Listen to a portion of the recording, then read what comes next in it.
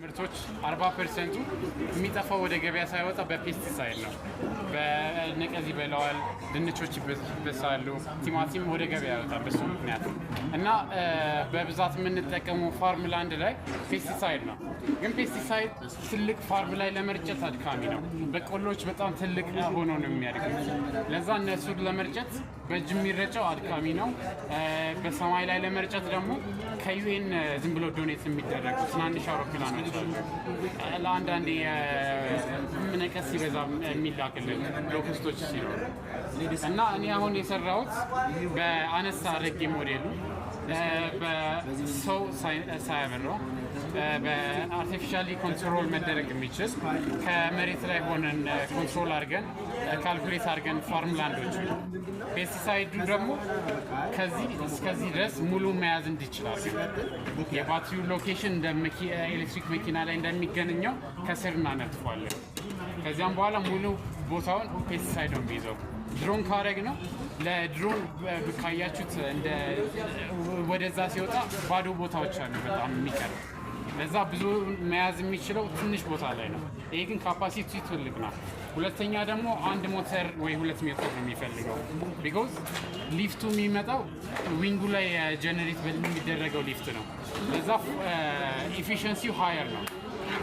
ለትላልቅ ፋርሞች ደግሞ በፍጥነት ስለሚሄድ ከድሮን ኮምፔት ሲደረግ ትላልቅ ፋርሞችን ቶሎ ጨርሶ ላንድ አድርጎ ከዚያ ፔስቲሳይድ ካነሰው ተጨምሮለት ባትሪ ከጨረሰ ወይ ቻርጅ አድርጎ ወይ ባትሪ ፓኩ ተቀይሮ ተመልሶ መብረር ይችላል። ኢኮኖሚካሊ በዚህ መንገድ ብቻ ብዙ ነገር ይቀንሳል። ሁለተኛ ደግሞ ሎካሊ መሰራት ነው። ሎካሊ ሲሰራ ኢምፖርት ኮስት የለም። ከዚህ ኤክስትራክት በምናደርገው ነው። እነሱ ፕሮፊት አያደርጉብንም።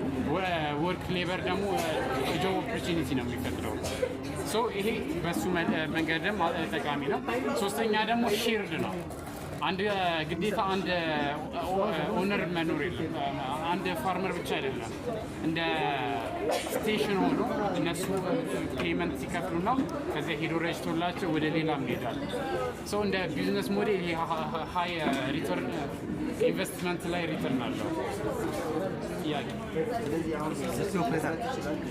አዎ ይሰራል። ለመብረት ሰፊ ቦታ ይፈልጋል። ግን አንዳንድ ቴስት እያደረግን ነው። አሁን ዝም ብዬ ጠባብ ቦታ ላይ ማንቀሳቀስ ይችላል።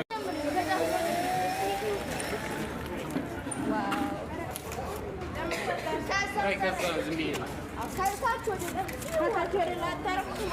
አይነሳም። አሁን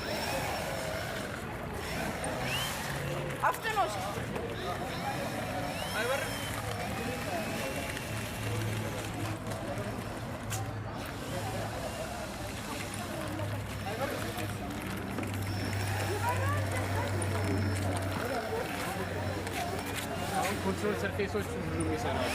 ለመዞር ፍጥነት ይፈልጋል። ኤሌቬተሩ ይሰራል። ሁሉ ነገር ይሰራል። አላቃተው ይችላል። ሞተሩ ኢንስፓሩ ይፈልጋል። ግን ኢንቫይሮንመንት ደስ አይለኝም።